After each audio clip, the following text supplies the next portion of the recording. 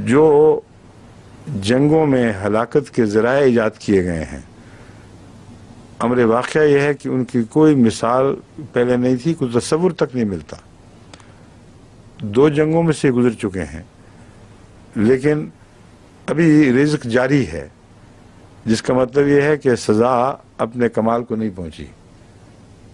وہ سزا جب اپنی تکمیل کو پہنچے گی، جس کا ذکر کیا جا رہا ہے، تو پھر رزق والے معاملے پیچھے تاریخ کا حصہ بن جائیں گے، اور وہ ابھی آنے والی ہے. اور مجھے ڈر یہ ہے کہ ان کو جو جرائم کی توفیق مل رہی اتنی جلدی یعنی پچھلی جنگ عظیم کے بعد انہوں نے کافی سبق سیکھے، مورالٹی پہ زور دیا، ریسزم کے خلاف بہت مہمات چلائیں، اور انسانیت کے حقوق پر غیر معمولی محنت کی. اور جب سے رشیا کا کلیپس ہوا ہے، اتنی جلدی یہ سبق بڑھانے لگ گئے ہیں کہ شاید ہی دنیا کی تاریخ میں کسی قوم نے اتنی محنت سے کمائے ہوئے سبق اتنی آسانی سے بھلا دیے ہوں. یہ ڈر والی بات ہے. اس سے پتہ چل رہا ہے کہ ضرور وقت قریب آ رہا ہے. اس سلسلے میں نے ایک دفعہ ایک رویا بھی دیکھی تھی، بچوں کو اپنے سنائی تھی. وہ کئی سال پہلے کی ہے، تاریخ صبح تمہیں یاد ہے؟ وہ جو پہاڑ رشیا کے شمال کی طرف سے پہاڑ پگھل تک ہیں، کافی دیر ہو گئی ہے، پتہ کرو وہ اس انقلاب سے پہلے کا ہے یا بعد کا ہے رویا وہ بہت ہی واضح ہے، جس سے اندازہ یہ ہوتا ہے کہ ہو سکتا ہے کہ میں بھی دیکھ لوں وہ دور جس میں یہ خوفناک عذاب نازل ہونے اور آخری فیصلہ کن جنگ ہونی ہے. اور اس میں مونا تو مجھے دکھائی گئی ہے، 7 بچے بھی ہیں، مگر مونا خاص طور پر کار میں آگے بیٹھی ہوئی ہے. اور وہ رویا میں نے بتائی تھی آپ کو پہلے کہ نہیں، یا اس میں درس میں یا خطبے میں کبھی کبھی نہیں تو پھر ضروری ہے بتانے والی، وہ تو ایک امانت ہے. ایسی عجیب رویا جو اکثر جو رویا خدا تعالیٰ کی طرف سے آتی ہیں وہ وہم و گمان میں ویسے آ ہی نہیں سکتی. میں نے دیکھا کہ میں رشیا کا نام تو نہیں ہے، لیکن یہاں سے جو میرے ذہن میں سمت ہے وہ رشیا کی سمتی ہے، اور رشیا کا بھی شمالی حصہ. وہاں ایک بہت بلند پہاڑ ہے، میں وہاں کھڑا ہوں، اور وہ جو ماہرین ہیں زمین کی ساخت کے، جیولوجسٹ، کیسے بنی، آئس ایجز کیسے آئیں، کیسے پگھلیں، ان میں کوئی ایک چوٹی کا ماہر ہے جو مجھ سے سبق لینے کے لیے وہاں میرے ساتھ کھڑا ہے، اور مجھے کہتا ہے کہ مجھ سے پوچھنا چاہتا ہے کہ آئس ایج کس طرح تبدیل ہوتی ہے اور کس طرح اس کے بعد پھر دوسری عمر آیا کرتی، دوسرا زمانہ آیا کرتا ہے. تو وہاں سب برفیں جمی ہوئی ہیں اور سڑکیں سی بنی ہوئی ہیں اور نالیاں بھی سب جمی ہوئی ہیں. وہ چوٹی ہے لیکن پھیلی ہوئی چوٹی، جس پہ سطح مرتفع جیسا ہوتی ہے.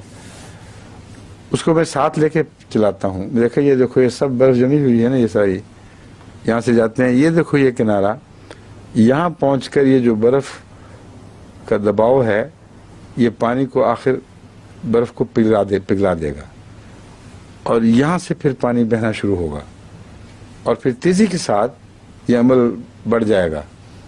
اور ایک دفعہ جب شروع ہوا تو پھر یہ ساری برف پگھل کے تو پانیوں میں تبدیل ہو جائے گی اور ایج بدل جائے گی جو تم چاہتے ہو.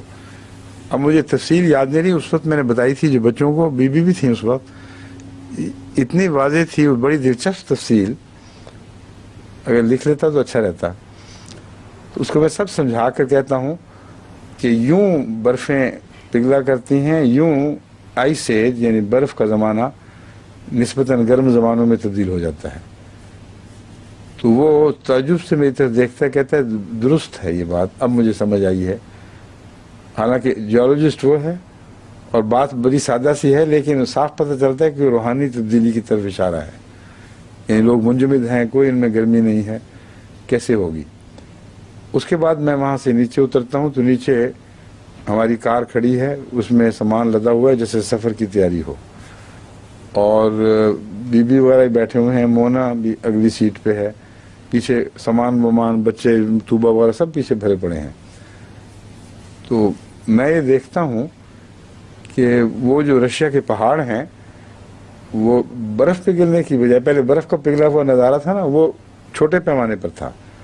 اب سارے پہاڑ بھربھرے ہو جاتے ہیں اور چوٹیوں سے ڈھلکنے لگتے ہیں، wave after wave after wave. جس طرح لہریں چلتی ہیں اس طرح پہاڑ اتر رہے ہیں نیچے. جس سے کسی نرم چیز کے ڈھیر کو زیادہ اونچا کر دیا جائے تو خود بخود ڈھلکنے لگتا ہے، اور وہ ایک سمت میں آ رہے ہیں. اور میں دور سے دیکھتا ہوں نظارہ تو ساری دنیا بھاگی جا رہی ہے. اس قدر پینک ہے، قیامت آئی پڑی ہے. اور دیکھتا اس سمت میں ہوں جس طرف یورپ کا باقی حصہ ہے، اور لوگ چھوڑ چھوڑ کے دوڑ رہے ہیں. اور لگتا ہے کہ اب یہ جو بھرتے ہوئے پہاڑ ہیں یہ ہر چیز کو اپنی لپیٹ میں لے لیں گے. اب اس وقت ہمارے ساتھی جو ہیں ان میں بھی مجھے تھوڑی سی گھبراہٹ ہوتی ہے کہ کیوں نہیں میں اب جلدی چل رہا. میں ان سے کہتا ہوں کہ مجھے کوئی فکر نہیں ہے، کیونکہ اللہ تعالیٰ نے وہ رستے بنائے ہوئے ہیں جن سے میں آرام سے نکل جاؤں گا، اس لیے کوئی گھبراہٹ نہیں. تو آرام سے بیٹھو، تیاری کرو، اور دروازے بند کر کے پھر ہم کار سٹارٹ کرنے لگتے ہیں تو بخواب ختم ہو گئی. اس سے میں یہ سمجھتا ہوں کہ وہ جو جنگ عظیم آئے گی آئندہ، اس میں کوئی دھماکہ رشیا کی طرف سے پہلے ہوگا، کوئی آغاز وہاں سے شروع ہوگا. اور پھر جس طرح پہاڑ بھرتے ہیں، مجھے بعد میں خیال آیا کہ یہ تو قرآن کریم نے جو یہ فرمایا ہے سورہ طٰہٰ میں، وَيَسْأَلُونَكَ عَنِ الْجِبَالِ قُلْ يَنْسِفُهَا رَبِّي نَسْفًا وَيَذَرُهَا قَاعًا صَفْصَفًا. تو یہ تو اس کی تعبیر ہے بالکل، اور وہ کھلا کھلا منظر ہے آئندہ قوموں کی ترقی اور ان کے تنزل کا.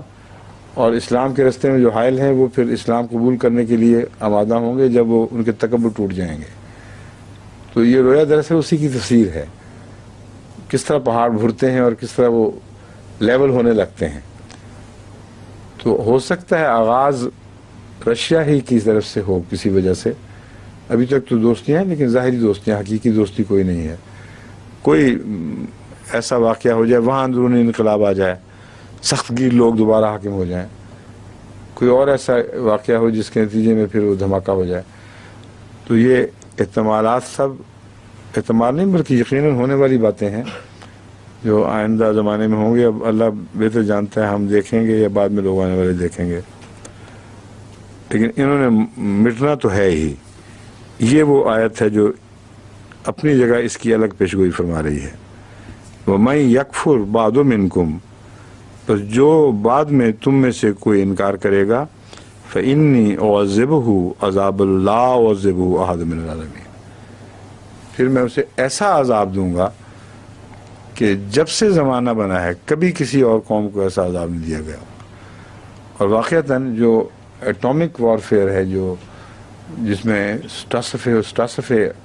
ایٹامک سٹاسفے ہو جاتا ہے، جو ہولوکاسٹ، اس کا تو کوئی جواب ہی نہیں. ویسے تو دنیا نے کوئی چیز دیکھی نہیں، مگر یہ بھی خوشخبری ہے کہ احمدیوں کو اللہ بچا لے گا. رستہ رکھا ہوا ہے جس رستے سے وہ نکل جائیں گے انشاءاللہ.